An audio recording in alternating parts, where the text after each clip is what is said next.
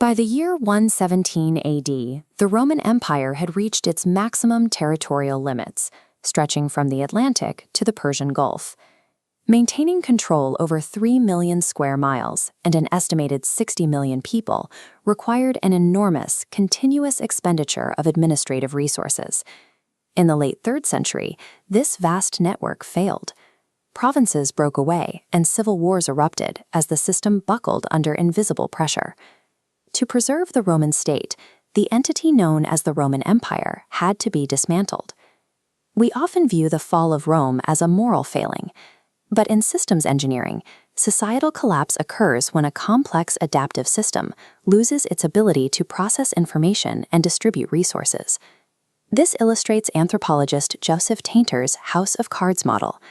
When a society solves problems by adding new layers of administrative complexity, the volume of connections at the top eventually makes the entire structure inherently unstable.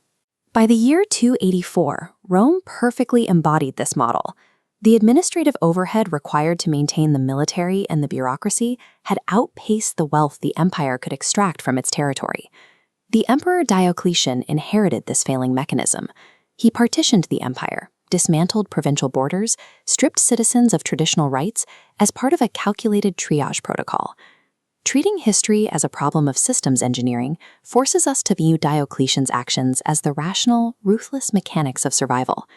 The operational backbone of the empire was its physical infrastructure, a network of durable, long-distance roads enabling the rapid movement of troops and messengers.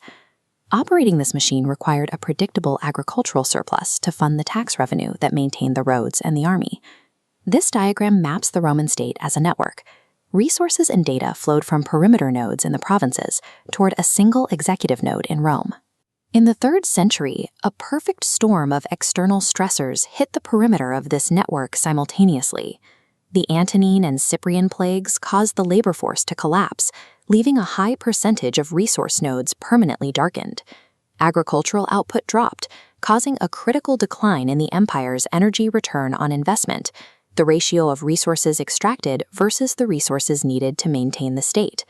Simultaneously, relentless military pressure from Germanic incursions forced the empire to defend multiple vast frontiers at once. The central node in Rome could no longer physically process incoming disaster reports fast enough to issue effective orders. Deploying reinforcements across a 2,400-kilometer road network took months. By the time troops arrived, the borders had already been overrun.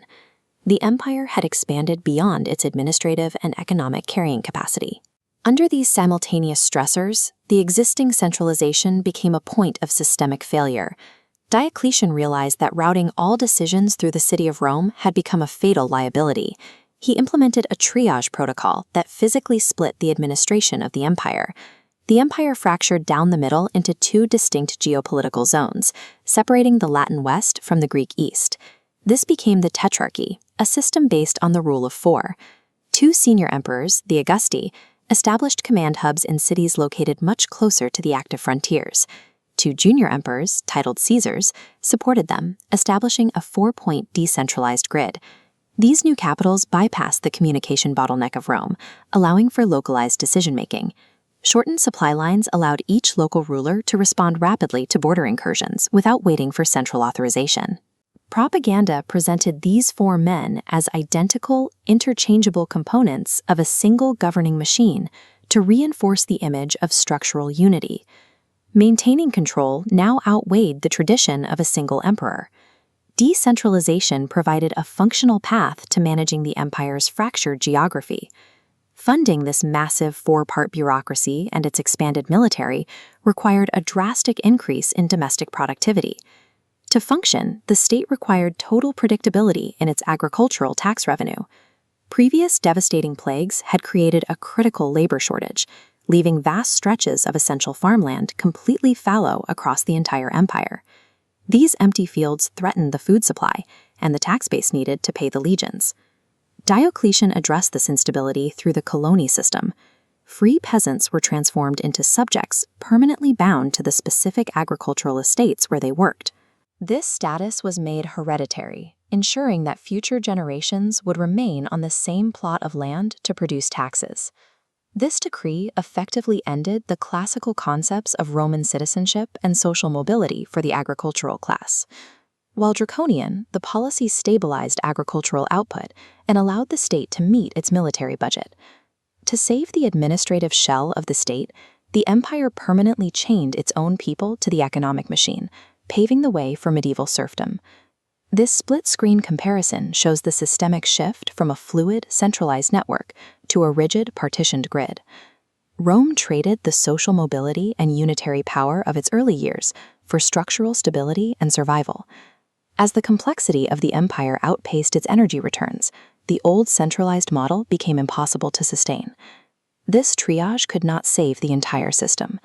Internal strife and invasions eventually toppled the Western Roman Empire. Despite the collapse of the West, the eastern half of the system survived. The East possessed the wealth and administrative infrastructure to maintain Diocletian's bureaucratic model. This model evolved directly into the Byzantine Empire, characterized by its elaborate hierarchy and heavy bureaucratic state. The Eastern Roman Empire survived for another 1,000 years using this decentralized framework. The colony system survived as well, forming the basis for the serfdom that would define European social structures for centuries. Diocletian's restructuring served as a grim, rational reboot for the Roman state, successfully birthing the proto-feudal systems of late antiquity.